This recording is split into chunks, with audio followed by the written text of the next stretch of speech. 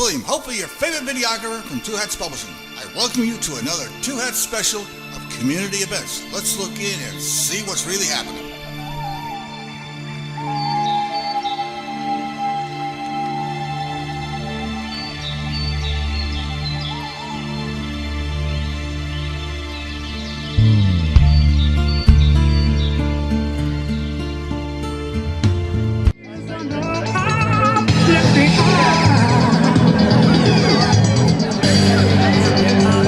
Hey everybody, welcome to Harvey Milk Day 2014! We're going to be getting started in just a few moments, but before we do, I want everybody to kind of make room for as many people as possible who are still showing up. So everybody on this side right over here, if you can try and make your way over here, there's still a lot of room. If we can kind of start shifting just a little bit, please. Thank you. I know it's a cramped spot, but those are the best kind, aren't they?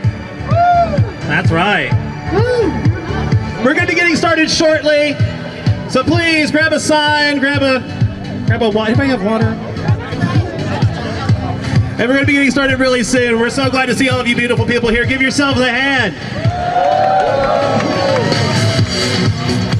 Hello, Cedar Springs and Oakland. How are we doing tonight?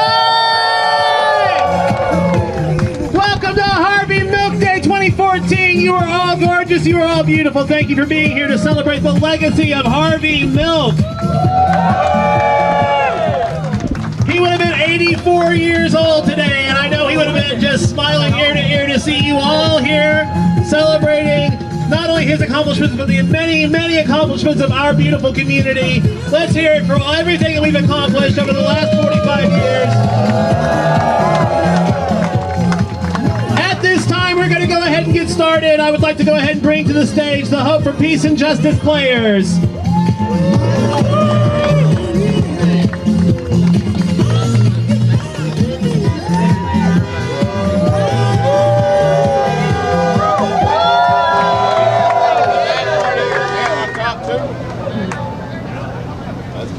I came out at 14. I came out at 14. I came out at 14. I came out at 14. Even though I lived at home for several more years, it was never home again for me. For in that home, I was closeted. In fact, I never had a home again.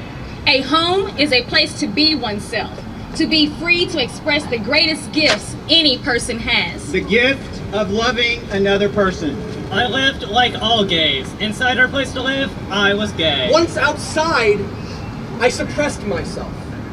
I had no home, and especially no hometown. Then came Castro Street! Castro Street became my For hometown. the first time in my life, I had a place to live, To shop. To play! To be. that I felt was home. It has become a symbol to many gay people. a symbol of being. You can go home again. If the government is ever going to be returned to the people, it will only be returned when the people demand it. When the people throw off the political machines, the public relations speeches, and the crumbs thrown to keep you quiet. Vote! It takes time to vote. It takes time to stand in line to vote. The total time may be only a few minutes, or it may take an hour. Think of how much time each year thousands spend in jail for having sex with consenting adults, for smoking grass, or for obstructing sidewalks. If you don't register, you can't vote. If you don't vote, a friend of yours might just get caught and go to jail. It will be too late to complain then. Boycott! There is no reason why every gay person cannot fight Anita Bryant in the privacy of their own home and bar. Just stop drinking Florida orange juice. Freedom now! We don't have to wait for budgets to be passed, surveys to be made, or political wheeling and dealing. It takes no compromising to give people their rights. It takes no money to respect the individual. It takes no political deal to give people freedom. It takes no survey to remove repression. Ex-President Nixon said this nation needs another war to get itself together. Maybe we would be a lot better off if Nixon had gotten drunk every so often and chased Pat naked around the White House. Maybe if Nixon, Kissinger, and the rest all had a little kooky sex and a hit of dope, they wouldn't be so preoccupied with death and destruction. Let my tax money go for the protection of me. Protect my home. Protect my streets. Protect my life, my car. Protect my property. Let my minister, not some policeman, worry about my moral life. Worry about gun control, not marijuana control. Worry about dental care for the elderly, not about hookers. Worry about child care centers, and not about what books I might want to read. Worry about becoming a human being, and not about how you can prevent others from enjoying their lives because of your own inability to adjust to life. My name is Harvey Milk, and I want to recruit you. Recruit you to the fight for democracy. The Anita Bryants and the John Briggs are trying to constitutionalize bigotry. We will not allow that to happen. You must make your commitment. Without it, you are just occupying space.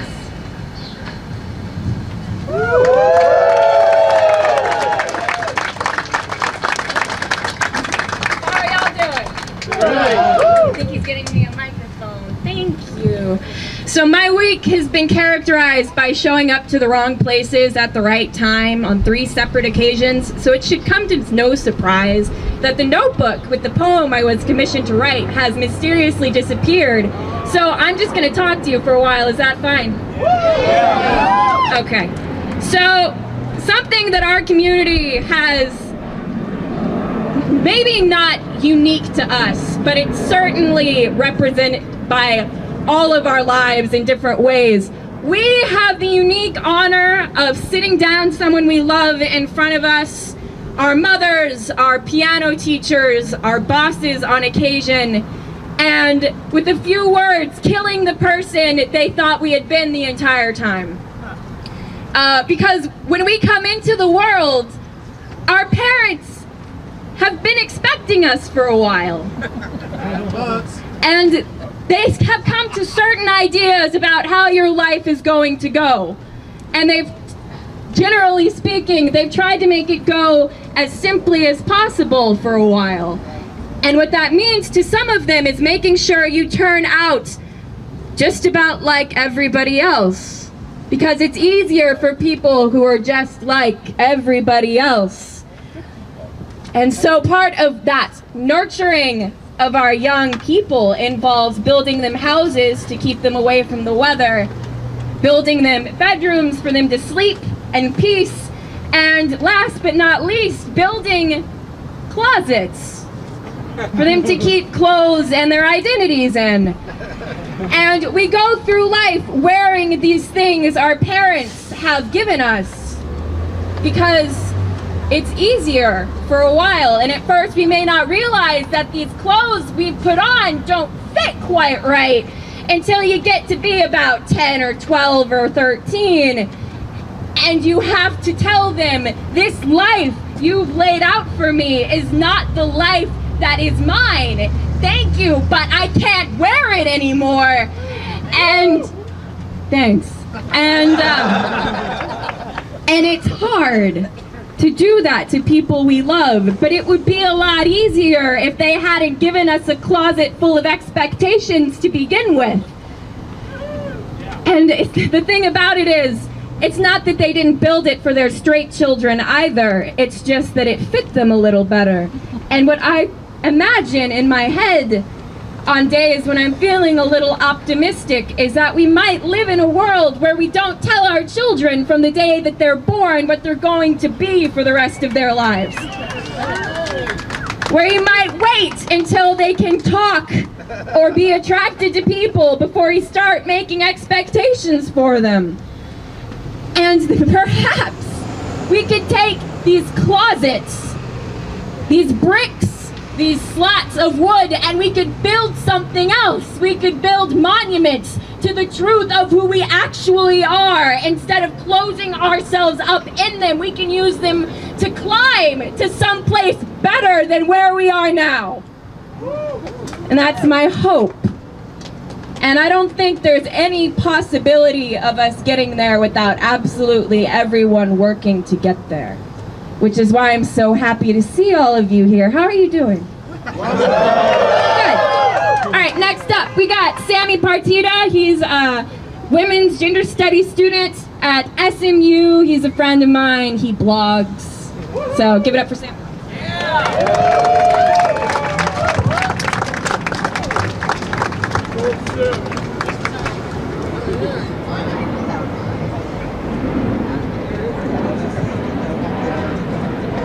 Well, hi everyone. My name is Sammi Partida, and as you know, I'm a student at SMU. I'm double majoring in gender studies and anthropology. First, I want to say thank you all for coming. I want to thank Daniel and Ton, wherever you guys are right now. Thanks for asking me to speak. I want to say thank you for the Hope for Peace, for Justice and Peace, for sponsoring this. And so I'm here to talk about as an SMU student. And I come to you as a queer student of color. Moreover, I come to you angry and frustrated.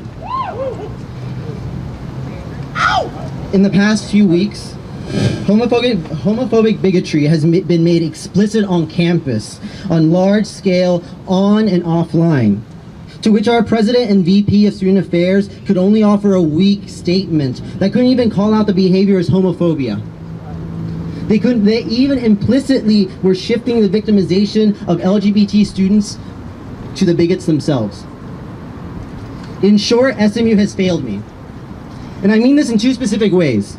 In one way, I call out the majority that voted no. To them, LGBT students are not worthy to have any sort of political clout and representation within our own student politics. And in another and perhaps more important way, I am directing this to the administration. One which I have witnessed time after time during my time as a student. I have seen them perpetually in disregard of marginalized people. This being women, LGBT people, people of color. They have been suppressing and dismissing us for the sake of a corporate-friendly diversity, meant to be sold and packaged as they yield to private donations and pursuing prestige.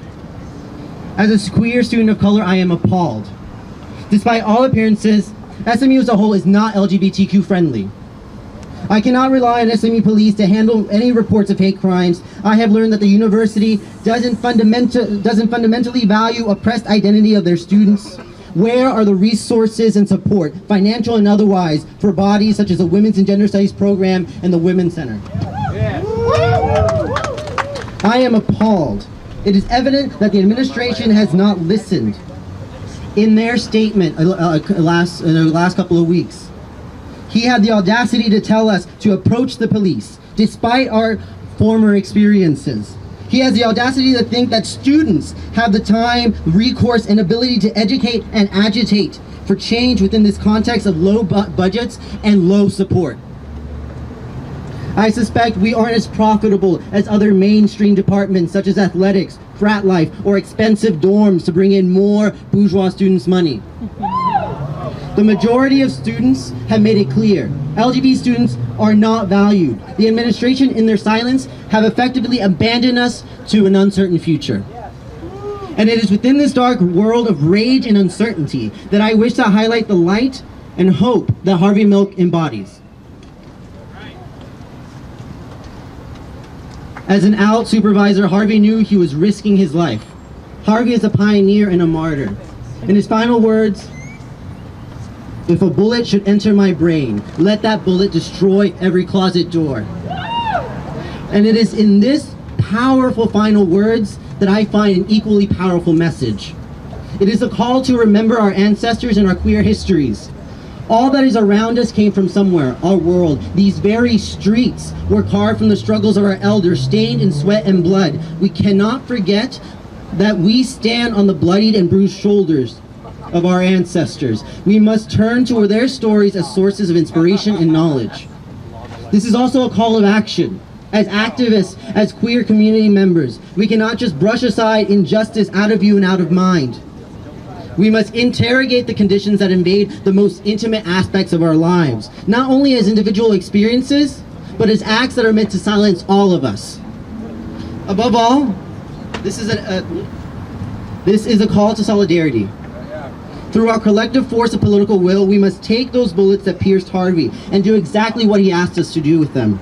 We must thrust them into the very systems that made such an act conceivable to Dan White, that produced Milk and Moscone's deaths, that left their killer with a slap on the wrist. We have a responsibility not only to Harvey Milk, but to every disenfranchised member within our own communities. We need to abolish those closet doors for everyone. In other words, we can't settle for rudimentary reform that only benefits the white, cisgender, bourgeois, able-bodied men of our communities. We must find a way to fundamentally abolish the system that is designed to suppress, incarcerate, and kill our impoverished communities, people of color, disabled bodies, and gender non-conforming subjectivities. We are here to share our stories tonight, our art, our very lives. And in doing so, we challenge those who think that equality has been achieved. We challenge those, just like the SMU PD, that try to reduce any experience of hate and bigotry to mere individual altercations, aberrations, that do not require any sort of formal inquiry. Our experiences are anything but aberrations, but the very results of the heterosexist regime that seeks to destroy us. We are victims of a history. We are survivors of a legacy of homophobia and transphobia. We have been taught to hide, to fear, and for many, we have been taught into inaction and apathy. Yet we are all part of a movement. And as I look around, I am comforted to know that we are not alone. Harvey Milk has impressed upon me that despite the worst, I must dare to dream, dare to act, and if nothing else, we must dare to live.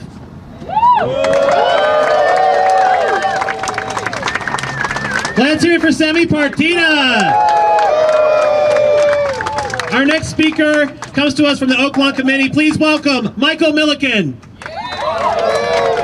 Hello everybody, welcome to the Legacy of Love Monument at the Oaklawn Triangle. In 2005, the Oaklawn Committee raised private funds, there we go, sorry about that. The Oaklawn Committee in 2005 raised private funds to build this monument, which is, as we identified, a celebration of the diversity within the Oaklawn neighborhood. It has since also become a great memorial to all those who have died of AIDS. We, as the Oaklawn Committee, continue today to try to maintain it, but as you can see, we're running out of money. So we will be asking for a little bit of a donation in this very near future. In the meantime, we welcome you once again to the Legacy of Love Monument at the Oaklawn Committee, at the Oaklawn Triangle. Thank you. Ladies and gentlemen, if you will welcome to the stage at this time your featured performers, Chris Chisholm and Donna Jones from Voices of Hope at the Cathedral of Hope.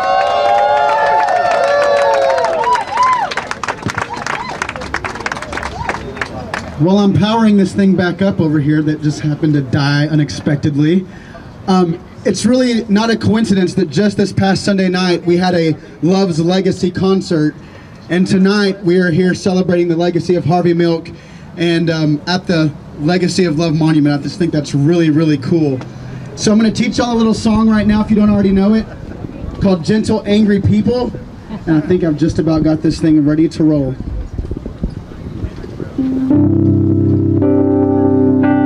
We are gentle, angry people, and we're singing for our lives.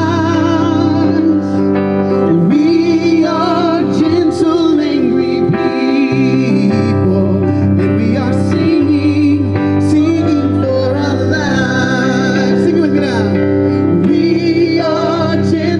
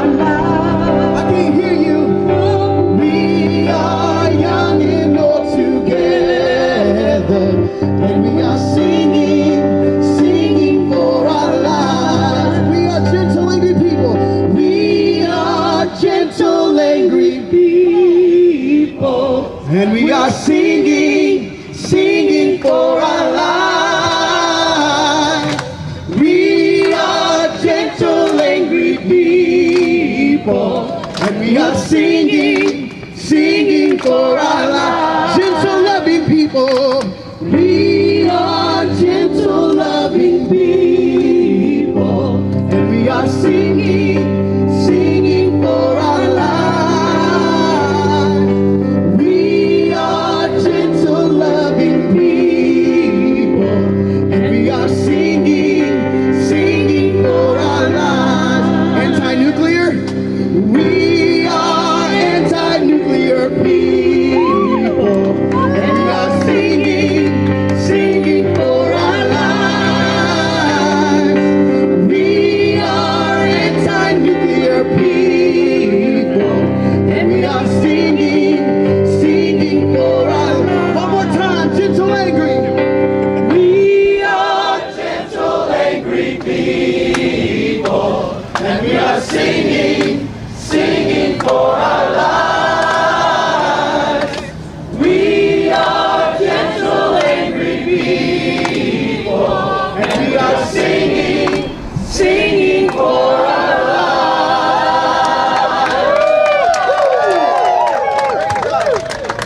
Let's hear it one more time for Donna Jones and Chris Chisholm. That song is so special to me personally, and if you don't know the history of that song, it was originally called A Song for Harvey Milk. It was written by Holly Near on the night of the candlelight march that happened after Milk and Moscone were assassinated. She saw the 40,000 San Franciscans gathered in mourning, and she was so inspired that she wrote those words, and they sang them together that night, and they kept singing them, and so it's so appropriate that that beautiful rendition was given for us tonight. Thank you again very much. Our next performer also is a student at SMU. He's a theater student at the Meadows School for the Arts. Please welcome Dylan Guerrera. Who is, there we go. Welcome Dylan Guerrera. It's just Guerra, but that's okay. Yeah, so I requested a chair when I was going to do this piece, but apparently I don't have a chair to sit in or a seat to stand on. So perhaps, evidently, I can't give a man a ring with legal connotations. So perhaps, maybe I'm coming off like an angry gay. I'm not angry. Okay, that's a lie. I'm a little angry, but really I'm more sad than angry. But sad lacks forward momentum. It sort of implies that I'm just sitting here stewing in sadness, which I have before. I'm not now, but I have before. So let's just say I'm angry. I am one angry gay man who really wished that the LGBT student senate seat had passed the vote. Woo! I mean, we had a recall, and somehow we did worse. Yeah, I get it. I understand it. Democracy, fairness, and if I really cared about politics, I probably would have voted no, too. But I don't care about politics, because this student senate seat wasn't about politics, and I really don't think it was about equality, either. I think maybe what this seat was about was meaning something. When we make footprints in sand, eventually waves wash them away. People are more interested in making footprints in concrete because at least that's permanent or less temporary than sand. I can't. Here in Texas, I can't look at the man I love and say the words I do to him. Here in Dallas, I have to go to gay bars or deep within Meadows to find people that are like me. Here on my campus, I have a fear of asking anyone out on a date unless I know that at one point they had a grinder, because I have some irrational fear of them beating me up or punching me or something. And here, I'm afraid of telling people who I really am out of fear of them not understanding and dropping me. And I have seen that fear wreck things. I have felt it wreck things. This student senate seat, not that I really know what a student senate does or if they do anything at all, this student senate seat was about power. Because maybe if I sit on a board of something people kind of sort of respect, then maybe I won't feel that fear anymore. We wanted to sit on a board that does fake stuff sometimes, so that we could answer when people ask, what does a student senate do anyway? We could answer with a little more clarity than the next guy. Because meaning something and image and respect are important to us. That student senate seat, it could have been our cement. Yeah, it could have. maybe it's not about power. Maybe it's about attention.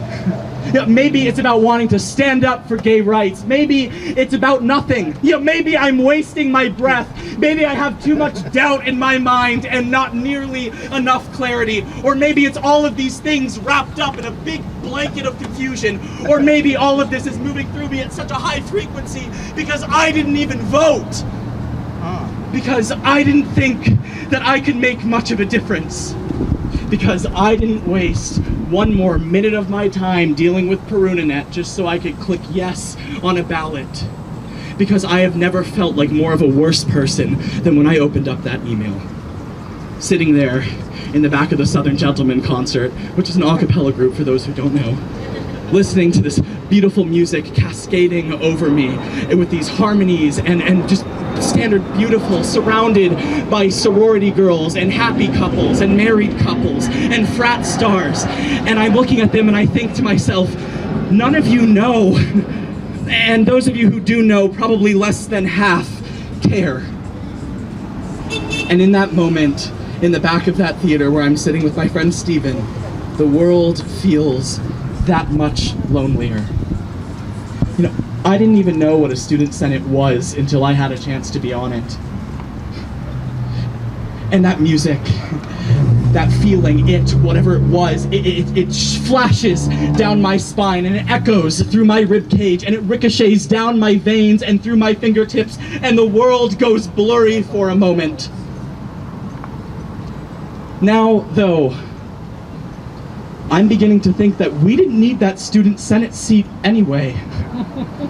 Because we're all here, standing here, making change, which is the ultimate goal, isn't it? Change.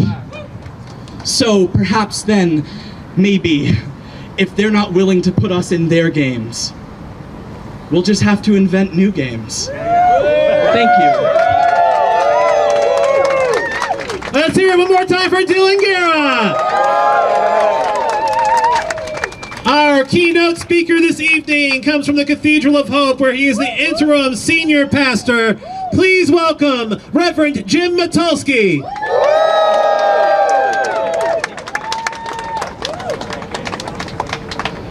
Did you feel good walking up here tonight and hearing that music? Yeah. Classical music. I love classical music. I like the old chants too.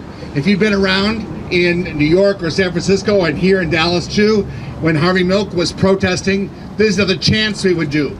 2, 4, 6, 8, gay is just as good as straight. 2, 4, 6, 8, gay is just as good as straight. 3, 5, 7, 9, lesbians are mighty fine. 3, 5, 7, 9, lesbians are mighty fine. What do we want? Trans rights. What do we want them? Now. What do we want? Trans rights. When do we want them? Now. Act up. Fight back. Fight AIDS. The old songs, the old chants. But we're here to do more than remember the past. The very things that Harvey Milk cared about and drew attention to are still happening around us.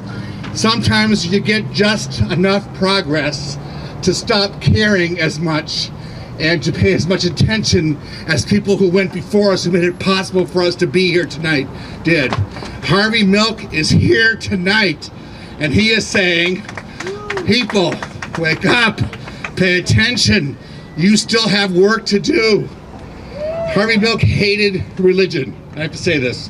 And as a Christian pastor, I'm proud to say I belong to a church that hates any religion that does not liberate, but that oppresses. If it oppresses, that's not religion, that's pathology. I want to say, in the spirit of Harvey Milk, who called to account the churches of his day for not calling Anita Bryant out for, as he said, desecrating the Bible. I want to say to the United Methodist Church, sorry I got to name names tonight, the United Methodist Church, what are you doing to the students who go to the school with your name on it? What dishonor do you bring upon Christianity and the spirit of Jesus by promoting prejudice and bigotry And P.S., stop bugging us about our weddings, too. I want to say to the Roman Catholic Church, sorry I gotta name names. Sometimes you just have to name names. Harvey Milk would have named names. But to say to the Roman Catholic Church, get your laws off our bodies. Been saying that for 50 years.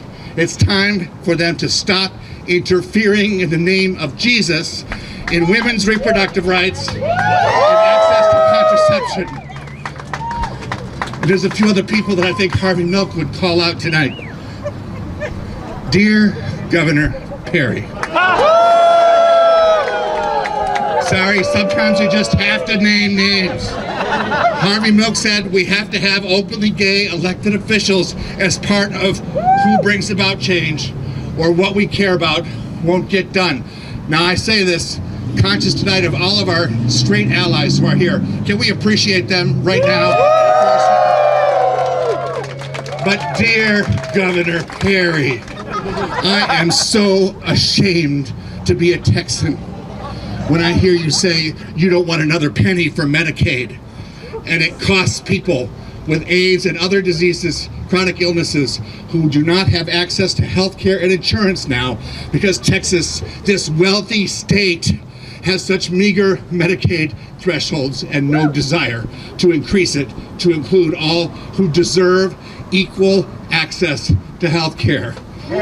Dear Governor Perry, I am so ashamed that you would criticize President Obama for creating shelters for children who are crossing into this country seeking refuge and sanctuary, not recognizing a border that you created but that God does not respect. I am so embarrassed that you criticize Obama for saying that he's encouraging illegal acts by caring for people like children. 60,000 minors have crossed the border in Texas since January, and they're being rounded up and put in relocation camps. The latest one opened in Camp McAllen this last week. And what are we doing about it? Nothing. What are we doing about it? We're not even paying attention. There are relocation camps for children in Texas, and we're not paying attention. Oh, Harvey Milk, forgive us, because I know you would call us to pay attention to these things. We care about gay rights. We want our marriages. We care about equal treatment before the law. But Harvey Milk spent his whole life paying attention to a social agenda that was bigger than gay, even though gay was at the center. And when we start to take our place into the world that he and others and we ourselves have made possible, we're going to care about more than gay. So, this year would have been Harvey Milk's 84th birthday. And I think we should make some promises to Harvey Milk before he turns 85. Vote for Wendy! Vote, yeah! Dear Harvey, we can do better than Rick Perry. Dear Harvey, in your memory, Wendy.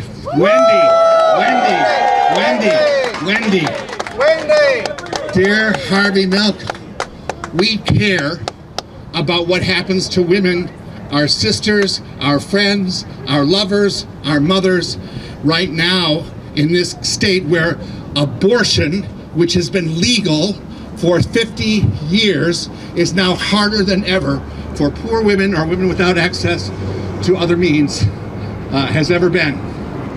Dear Harvey, we promise that by your 85th birthday, abortion will be safe and legal, and those who need access to contraception will have it for free. Dear Harvey, we care about immigrants.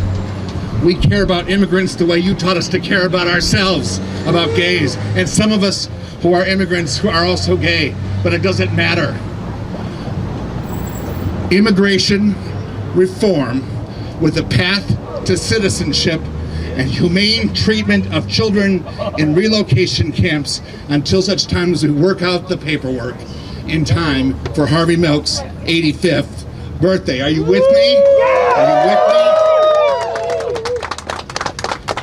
Do you know what issue Harvey Milk talked about more than gay rights before his election? The death penalty. This was the issue that was dearest to his heart. And I know it would have pained him to know that had Dan White been found guilty of capital murder, he would have been subject to the death penalty that Harvey Milk worked against. I want to say to us in Texas, something very shameful is happening, and we're pretending like it's not happening. No more executions in Texas. Harvey, by your 85th birthday, we will stop this shameful act and find other ways to seek restorative justice in our land. Harvey, you taught us to care about ourselves, all of ourselves. If we're not talking about race in 2014 and racism, then we ought not to be talking about Harvey Milk. Until it becomes as integral a part of our passion for justice, we are letting that legacy down, and we can change that. I long for the day that people say about the people of Harvey Milk, the gay community, the GLBT community, the broadly defined gender non-conforming, the community that started out as a movement for sexual freedom, not a movement for assimilation. I long for the day that they say about us, oh my God, I guess they're queer in bed, but you know what? They won't give you an inch on sexism or racism or classism or xenophobia. That's what we should be known for. Our passion, our opposition, our activism. So tonight, it's a party. Let's celebrate what we're going to celebrate on Harvey Milk's 85th birthday. Thank you. Let's make some noise for Reverend Jim Matulski.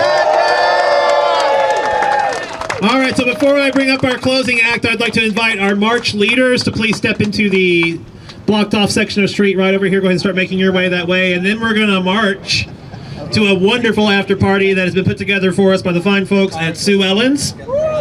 There will be birthday cake. There will be ice cream. There will be more performances. And most importantly for some of you, there will also be a nice cool drink. So anybody buying? Anybody? Okay. Anyway, I would like to introduce our final performing act tonight. Please welcome the Hope for Peace and Justice players back to the stage.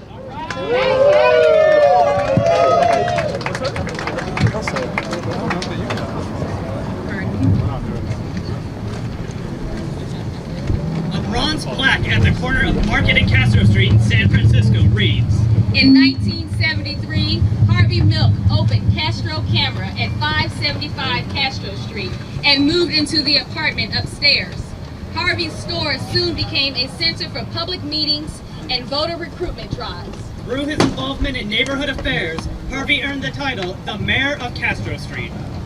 In 1976, Mayor George Moscone appointed Harvey Milk to the Board of Permit Appeals as San Francisco's first openly gay commissioner. In the 1977 district election of supervisors, Harvey was elected to the board from the district. Harvey Milk was a representative of a despised minority, yet his lasting triumph is that he championed the rights of all people. In his tragically short term as supervisor, Harvey authored San Francisco's gay rights ordinance and fought for the causes of women, the elderly, ethnic minorities, renters, environmentalists, union members, and neighborhood residents. He also worked to establish district elections and improve public transit. He was the first city official to use a Muni Fast Pass every day. Harvey Milk and George Moscone were assassinated on November 27, 1978. That night, 40,000 San Franciscans gathered at the site and proceeded to City Hall in a candlelight march. The last line on the plaque is a quote from Harvey Milk. I am all of us. I am all of us. I am all of us. I am all of us. I am all of us. I am all of us. I'm all of us.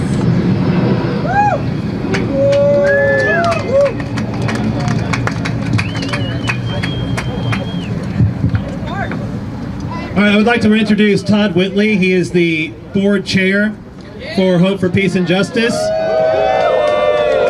who is the fine organization that put together this whole event this evening. Say hello, Todd. Hey, what's up? We would like to introduce the fine folks who will be grand marshaling tonight's march, which we can go ahead and unfurl that banner now if we're ready. All right, right across the front there, guys. The first group of people that will be marshaling our march tonight, heading it up for us, are out students from Southern Methodist University, who have now twice been defeated, unfortunately, in their effort to get an LGBT Senate seat. Tonight, we're putting them at the very front to show our support for them. And joining these young people are, and I want to be careful how I say this, are contemporaries of Harvey Milk and his generation who have been fighting for our rights ever since. And we want them to be at the front of the line marching hand in hand because you are in large part why we are here.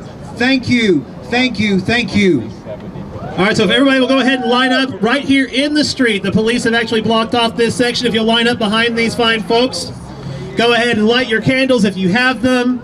And we're gonna get ready to march in just a moment.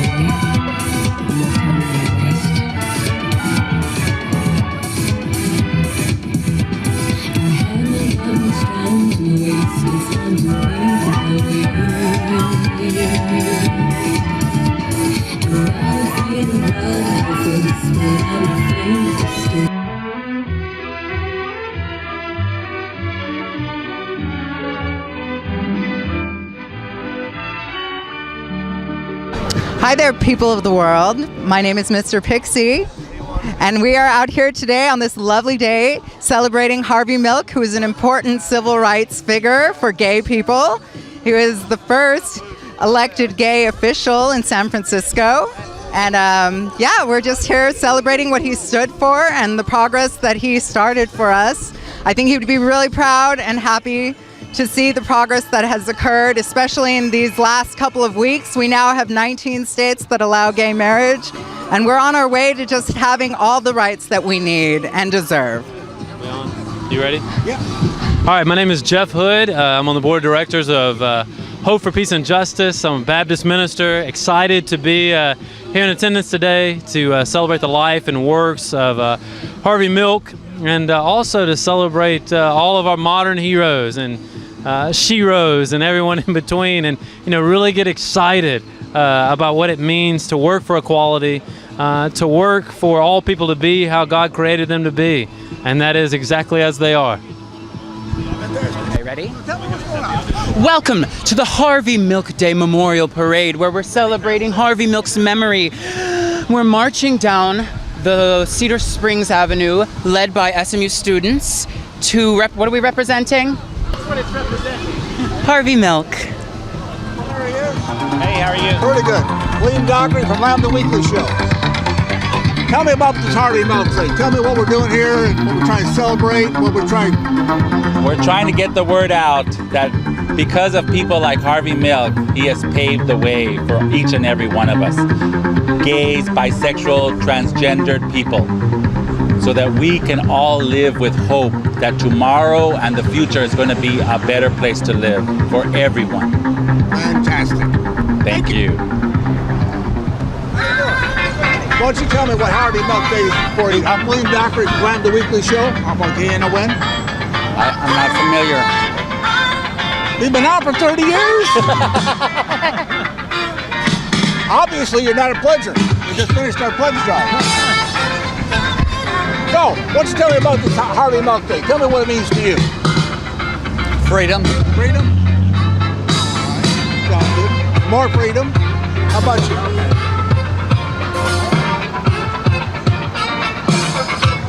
Gunshot, huh?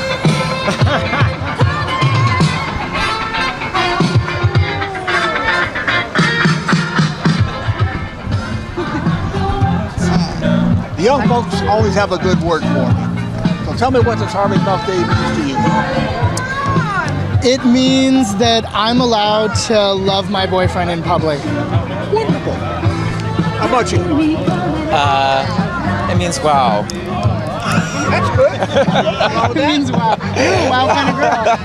Excellent. Excellent. Sometimes you just can't put in more than one word. Yes. How about you? I'll pass. You'll pass. I'll pass. Okay. You already got me. Already got what? You again? What is the question? What's this day mean to you? What does gay mean to me? No, what's this day mean to you? This day means to me? Oh, well, it just means trying to get people to acknowledge that there are many people out in the world and we have to accept everyone as they are. And, just to celebrate what Harvey Milk was trying to teach us all. Yeah. Thank you.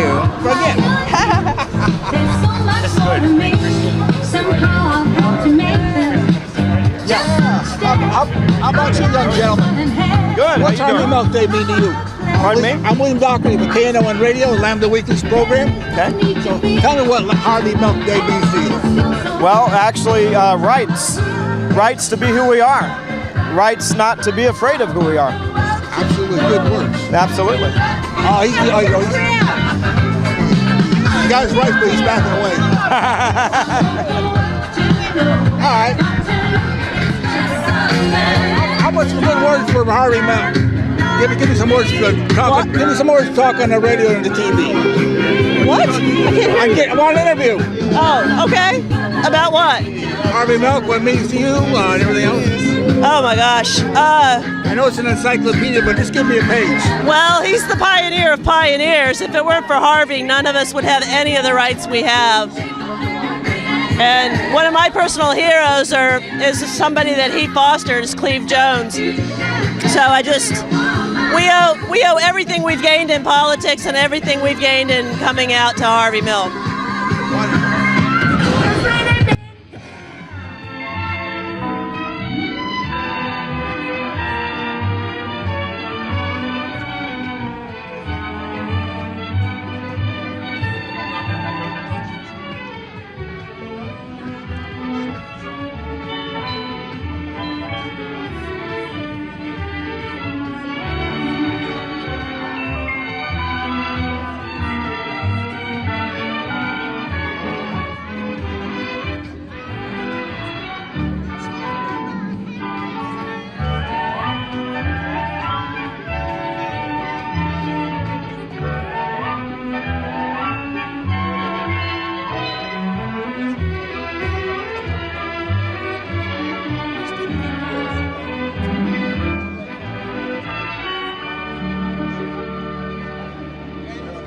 This is William, hopefully your favorite videographer from Two Hats Publishing.